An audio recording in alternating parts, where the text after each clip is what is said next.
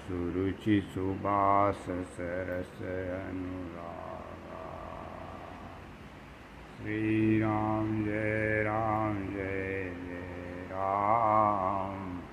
श्री राम जय जय राम। नौवां सर्ग। श्री महादेव जी बोले, श्री राम जय जय राम। श्री राम जय जय राम।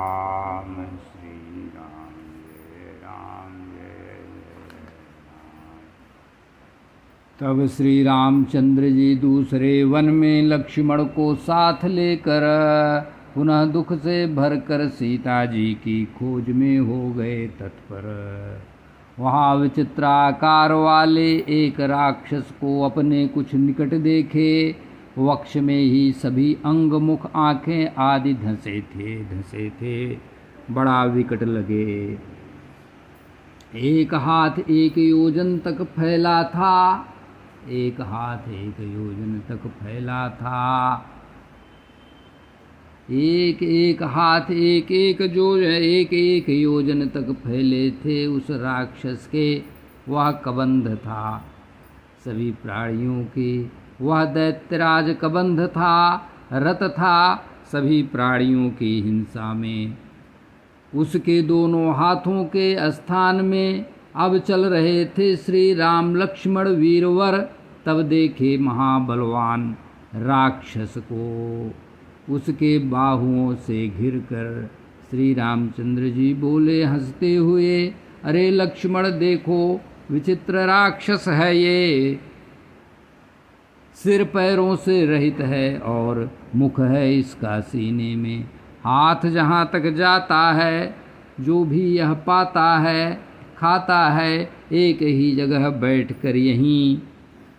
हम दोनों भी आ गए हैं इसके बाहुओं के मध्य में। जान लो हे लक्ष्मण, यही जाने का कोई और मार्ग दिखता नहीं। हे रघुनंदन लक्ष्मण, कहीं से भी क्या करना चाहिए इस पर विचार करो, नहीं तो यह खा जाएगा अभी। नहीं तो यह खा जाएगा अभी। नहीं तो यह खा जाएगा अभी। लक्ष्मण जी ने तब कहा, हे भ्राता। लक्ष्मण जी ने तब कहा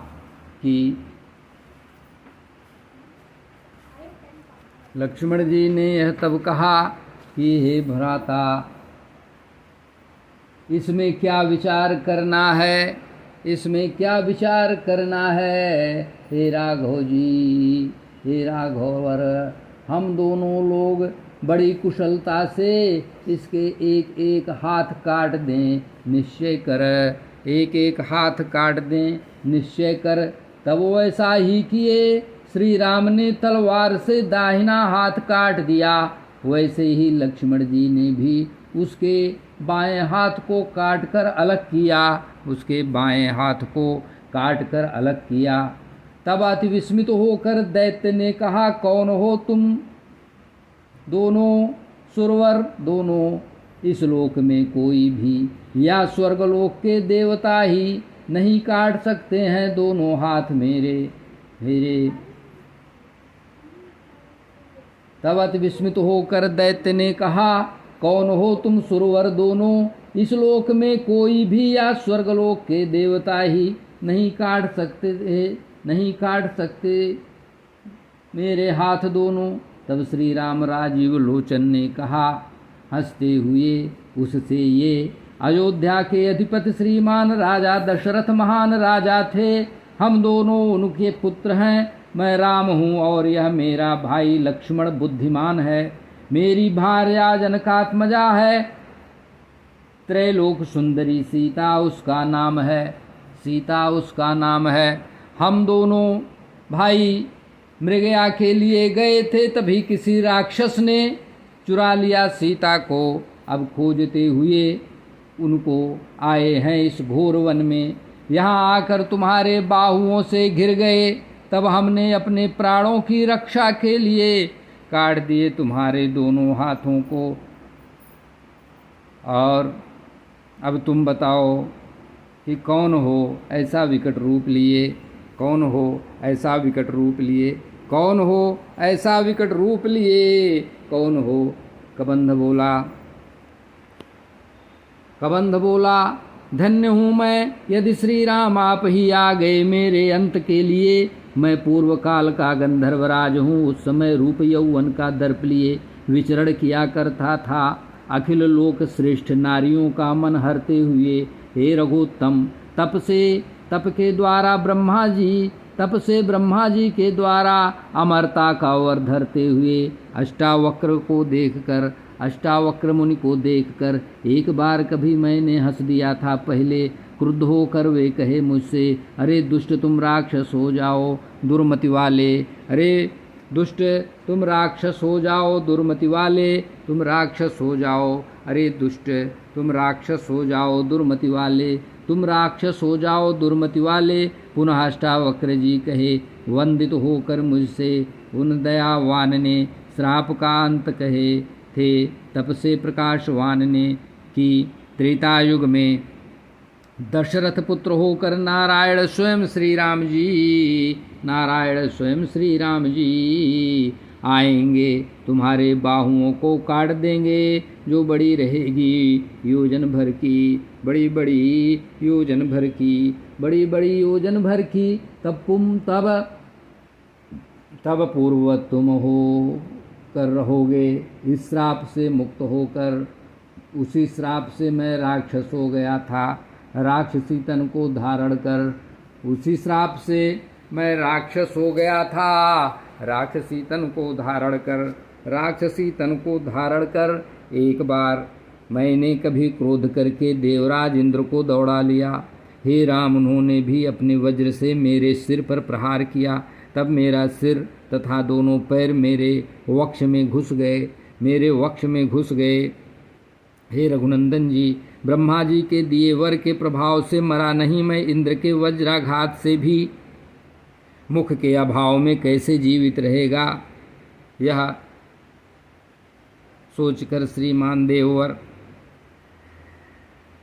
मुख के अभाव में कैसे जीवित रहेगा। हे श्रीमान देववर, बोले सभी देवगण दया से भरकर मुझे मुख से रहित देखकर। तब मुझसे कहा, इंद्र ने, पेट में ही तुम्हारा मुख होगा, तुम्हारे हाथ 1 योजन लंबे होंगे, अब यहाँ से लुढ़क जा, अब यहाँ से लुढ़क जा। उनके ऐसा कहने पर यहाँ रहकर नित्य जीवों को जो हस्तगत होते हैं उनको खाता हुआ, उनके ऐसा कहने पर यहाँ नित्य रहकर जीवों को जो हस्तगत होते उनको खाता हुआ। हे अनग, ऐसे रहता था, आज आप लोगों के द्वारा पाता हूँ अपने दोनों हाथों को काटा हुआ।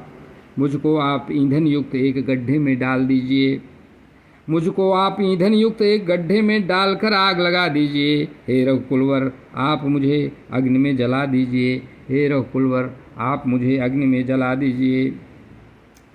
तब मैं अपने पूर्व रूप को पाऊंगा, आपकी भारजा की खोज की राह बताऊंगा। ऐसा कहने पर तुरंत एक गड्ढा बनवाए, वहाँ उन्होंने श्रीमान लक्ष्मण वर से बनवाए एक गड्ढा श्रीमान श्री लक्ष्मण वर से, उसमें लकड़ियों के साथ उसे डालकर जला दिए। तब उसके देह में से निकला एक व्यक्ति, कामदेव की तरह रूप रंग वाला, कामदेव की तरह रूप रंग वाला, सभी प्रकार वस्त्रों अलंकारों से विभूषित, सभी प्रकार वस्त्रों अलंकारों से विभूषित। श्री राम की प्रदक्षिणा किया और साष्टांग प्रणाम करके उनको हाथ जोड़ करके वचन बोला, मधुरवाणी में अत्यंत भक्ति नम्र हो, बोला अत्यंत भक्ति नम्र हो, बोला अत्यंत भक्ति नम्र हो। गंधर्व बोला, हे श्री राम, आपकी स्तुति करने के लिए आज मेरा मन मदहोश हुआ जाए। आप अनंत न आदि न अंत वाले को मन वाणी इंद्रियां न पकड़ पाएं। आपके देह के दोनों रूप सूक्ष्म और विराट विलक्षण हैं, सूक्ष्म और विराट विलक्षण हैं।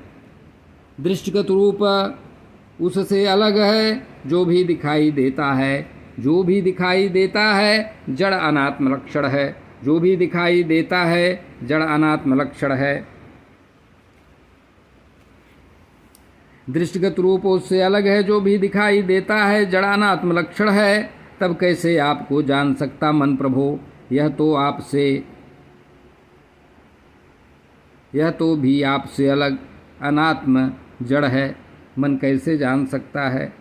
बुद्धि आत्मा के ऐक्य के आभास को जीव जाना जाता है। बुद्धि आत्मा के ऐक्य के आभास को जीव जाना जाता है। बुद्धि आदि का साक्षी ब्रह्म ही है। बुद्धि आदि का साक्षी ब्रह्म ही है। बुद्धि आदि का साक्षी ब्रह्म ही है, जो सभी के विषयों से परे रहता है, जो कि सभी के विषयों से परे रहता है। उन निर्विकार अखिल आत्मा में अज्ञान से इसे आरोपित करते हैं। उन निर्विकार अखिल आत्मा में अज्ञान से इसे आरोपित करते हैं। आपके सूक्ष्म देह को हिरण्य गर्भ और स्थूल देह को विराट निरूपित करते हैं, और स्थूल देह को विराट निरूपित करते हैं। आपके स्थूल देह को विराट निरूपित करते हैं। आपके स्थूल देह को विराट निरूपित करते हैं। हे श्री राम, आपका सूक्ष्म देह भावना का विषय है, ध्यान योग्य कल्याणकारी।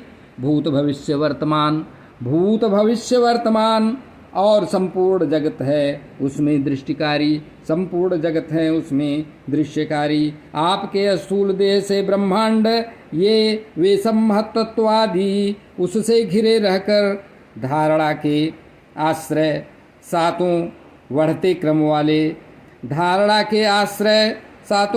क्रम वाले आवरणों को घेरे हैं विराजवर।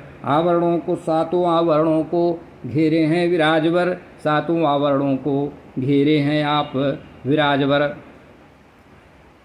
सभी लोक आपके ही अवयव हैं, आप ही सर्व कैवल्य हैं। आपके पैर का तल पाताल और एड़ी रसातल है। आपके पैर का तल पाताल और एड़ी रसातल है, और एड़ी महातल है। आपके पैर का तल पाताल एड़ी महातल है। आपके घुटने रसातल जानु तलातल है। हे राम, आपके दो ऊर सुतल तथा वितल है। कटिभाग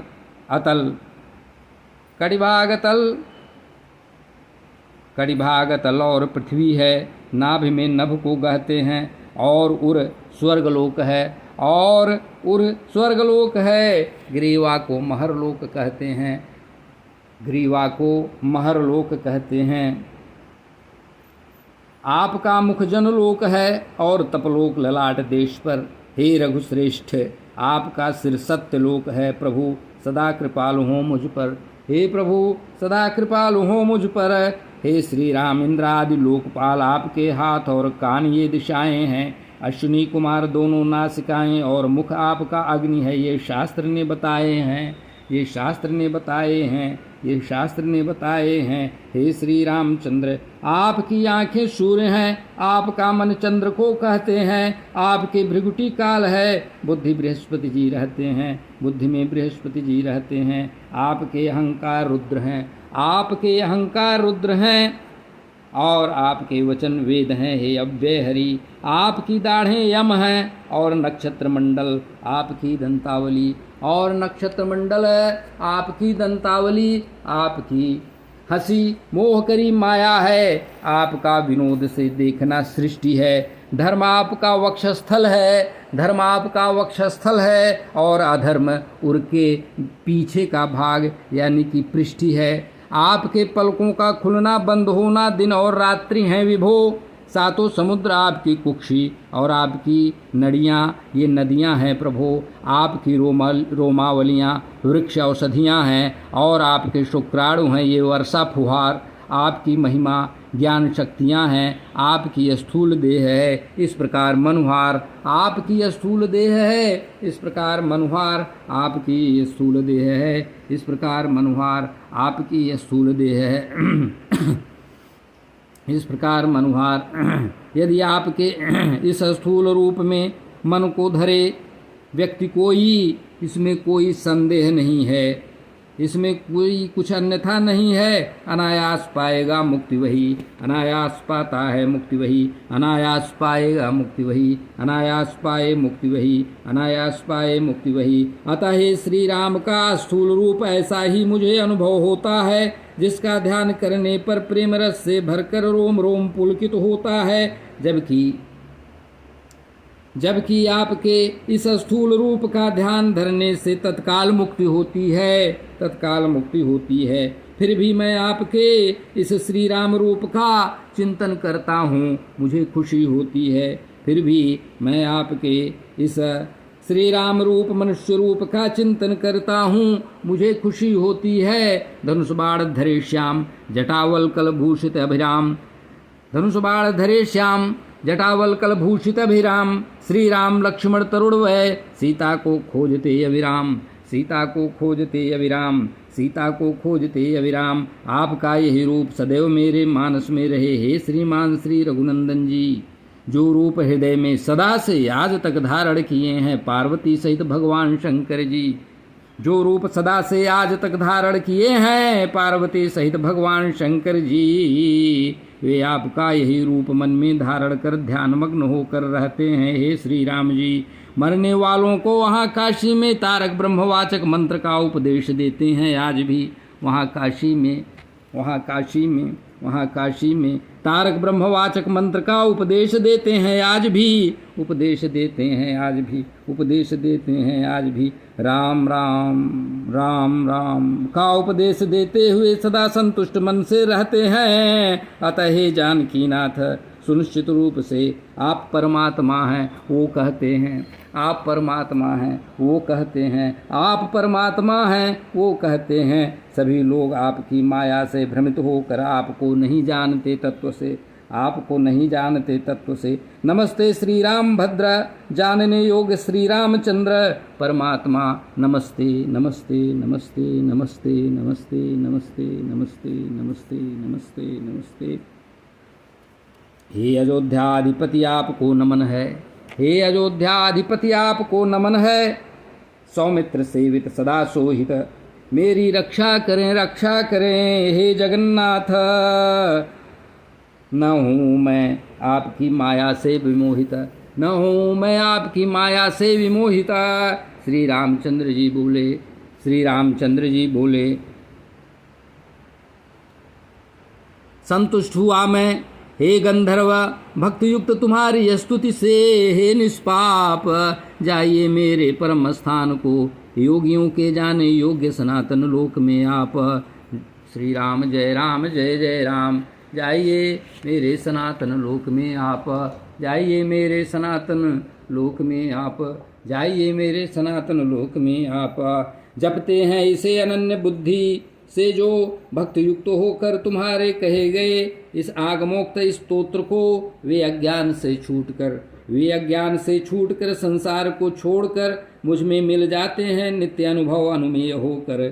श्री राम जय जय राम, राम राम राम राम राम राम राम राम राम राम राम राम राम राम राम राम राम राम राम सीताराम सीताराम राम राम राम राम राम